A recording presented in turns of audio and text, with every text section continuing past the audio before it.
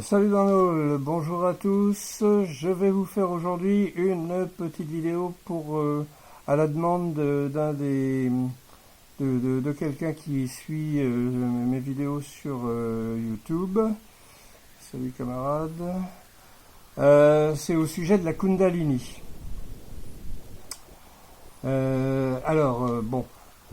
C'est pas du tout dans le Rig Veda. Le Rig Veda n'en parle pas du tout parce que le Rig Veda était, je vous rappelle, la grande cérémonie, si vous voulez, l'équivalent d'une messe chez nous, une grand-messe chez nous, chez les chrétiens, je veux dire. Euh, ça, euh, et ça concernait toute la bourgeoisie, entre guillemets, hein, mais toute la bourgeoisie védique de l'époque, alors de l'époque, hein, d'il y a 4000 ans, au moins 4000 ans. Et c'était donc tous les dirigeants, tous les notables, tous ces gens-là qui devaient faire des sacrifices. C'était leur règle. Sinon, ils devaient changer de caste une fois que les castes seront créées et ne pouvaient plus diriger. Donc c'était tous les maîtres de maison. Les maîtres de maison, donc c'est celui qui avait des sous pour pouvoir avoir une maison suffisamment grande. Alors c'était pas des inégalités délirantes comme on a aujourd'hui, hein. Il y avait des inégalités, ça c'est sûr, hein, c'est normal, c'est dans la nature. Mais il n'y avait pas d'inégalité flagrante, hein, excessive, enfin voilà, hein, il n'y a pas d'Elon Musk, etc. Euh, voilà. Donc, il y a 4200 ans, je vous rappelle, il y a eu une grande sécheresse qui a raréfié le soma. Le soma, le soma, donc, qui était la boisson qu'on buvait pendant les sacrifices et qui permettait d'atteindre l'illumination. Bon, quand il y a eu la raréfaction, voilà, c'était fini, ça marchait plus. Donc, il s'est passé deux choses. Il s'est passé une chose importante, c'est qu'il y a eu une séparation des prêtres. Il y a les prêtres, ceux qui organisaient les cérémonies, donc les brahmanes. Les brahmanes, c'était pas que les prêtres, hein, c'était tous les gens qui s'occupaient de l'esprit. Mais parmi les brahmanes, il y avait donc les prêtres. Et une grande partie d'entre eux, c'est une fois que le soma est devenu rare et puis après a disparu, ils se sont transformés en spécialistes du sacrifice, et le sacrifice lui-même s'est transformé non plus en occasion d'atteindre l'illumination, mais devenait lui-même la raison du succès de la demande. Je ne sais pas si je suis clair. Avant, on faisait un sacrifice, on demandait des richesses, des vaches, tout ça, mais c'était alors peut-être intéressé, peut-être des vraies richesses et peut-être des vaches, mais ça m'étonnerait beaucoup. C'était des richesses spirituelles et les vaches qui symbolisent la lumière, etc. Donc, ça c'était avant. Là, tout d'un coup, c'est devenu, alors on allait faire un sacrifice, par exemple, pour avoir des enfants, ou bien pour avoir des bonnes récoltes, ou des choses comme ça. Et le succès le succès du sacrifice dépendait de comment il avait été fait.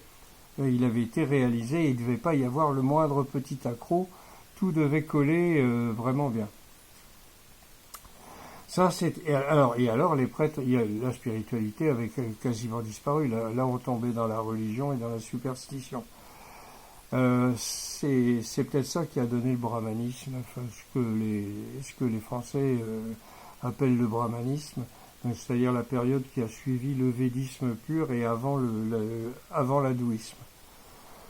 L'autre partie des prêtres l'autre partie des prêtres s'est tournée vers les Upanishads.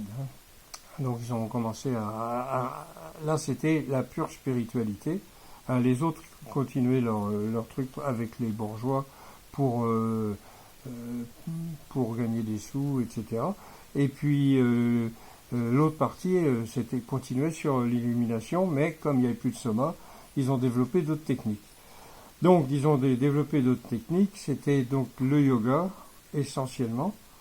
Euh, D'ailleurs, qui existait peut-être déjà, mais pas pour les. C'était pas les bourgeois qui, le, qui en profitaient. C'était plutôt c'est peut-être des sortes d'ascètes ou de yogis ou de pré-yogis, je sais pas. Parce qu'on voit ça sur les sceaux de la civilisation de l'Indus, les gars qui sont assis avec les pieds comme ça, hein, les deux plantes de pieds collées comme ça, et le corps droit, ce qui est quasiment impossible à faire pour un occidental d'un certain âge, un occidental jeune peut-être. Alors, la Kundalini, c'est quoi? Donc, c'est une énergie qui part du chakra racine, le Muladhara chakra, hein, celui qui est en bas de la colonne vertébrale, du côté de l'anus. Hein, c'est de là que ça démarre. Et il s'élève en suivant tous les chakras le long de la colonne vertébrale, et puis il sort par là. La Kundalini sort par là. Par le 7e chakra qui finalement n'est peut-être pas un chakra mais simplement une porte de sortie pour la Kundalini. Elle est représentée sous forme de serpent, un serpent enroulé à la base de la colonne vertébrale. J'ai vu un mot dans le Rig Veda, mais je ne sais plus où, ni quand, ni à quelle occasion, mais je vais revoir ça tout de suite, enfin pas tout de suite, mais d'ici quelques temps. Il y a déjà un mot qui a la racine, qui ressemble à Kundalini et qui signifie serpent. J'approfondirai ça quand je serai dessus, mais pour l'instant, non. Donc c'est une force, une énergie terrible, c'est ce qu'on appelle la Shakti, aussi, dans le shivaïsme, et donc qu'on retrouve partout, dans le tantrisme, avec le pranayama, avec les asanas, par exemple, pour déclencher la Kundalini, par exemple, il y a l'asana qu'on appelle, alors en sanskrit, je n'ai pas retenu, mais c'est la sauterelle. Hein. Alors, à ne pas faire tout seul, mais une sauterelle bien pratiquée, paraît-il. En pranayama, vous avez comment ça s'appelle, le Kapalabhati. Hein, Kapalabhati, c'est une sorte de respiration, d'hyperventilation, si vous voulez. De l'hyperventilation contrôlée. Et ça aussi, ça peut déclencher la Kundalini. Mais moi, je l'ai jamais, je connais pas. Hein, donc autant je connais autre chose que la Kundalini, je le connais pas. Je ne la connais pas. Mais je sais que ça existe et que c'est assez pratiqué. Pas énormément quand même, parce que faut quand même être assez costaud pour pouvoir réussir. J'ai lu plusieurs récits d'éveil de Kundalini, plusieurs. Hein. Alors il y a des fois on se demande est-ce que c'est vraiment ça, et puis d'autres oui, ça pas de doute. Bon, là c'est pas vraiment mon domaine. Hein. Ça vaut mieux voir ça avec les yogis, je sais pas, Sébastien si tu regardes, voilà. La Kundalini, voilà. Donc c'est une force naturelle. C'est une des raisons qui font fonctionner l'épiphyse, qui se trouve directement en dessous. L'épiphyse, elle est sous le 7e chakra et en face du 6e, hein, à la jonction des. Si vous faites tirer des traits dans un sens et dans l'autre, vous y arrivez. Vous la trouvez. Donc l'épiphyse, la glande pinéale, c'est de là que part la diméthyltryptamine qui permet l'illumination. Voilà. Je ne dis pas que c'est la diméthyltryptamine qui donne l'illumination. Elle permet de le faire. L'illumination, c'est en fonction de votre cerveau, en fonction de votre cerveau, de vos idées, de ce que vous avez dans la tête. Si vous voulez l'illumination, vous pourrez l'obtenir. Si vous faites ça en touriste comme ça, vous ne l'aurez pas. Voilà. Voilà, c'est tout. C'était une des dernières vidéos de l'année. Peut-être que j'en ferai d'autres, je sais pas. Mais maintenant, je fais les vidéos courtes. Oh là, 10 minutes, ça n'est plus si courte que ça. Kenavo dans l'eau. À la prochaine. Ah oui, alors aussi, ne raccrochez pas. Le Riveda version papier est est en vente à peu près partout, en ligne ou en boutique. Faut commander en boutique, hein, je pense.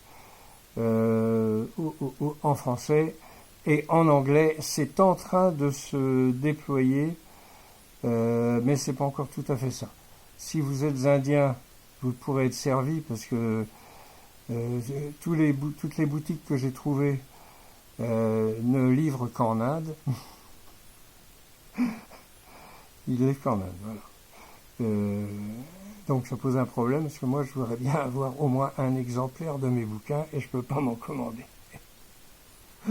Enfin bon, c'est pas grave, on va voir, ça va finir par arriver. Bon, salut à tous, Kenavo Darnol, et à la prochaine.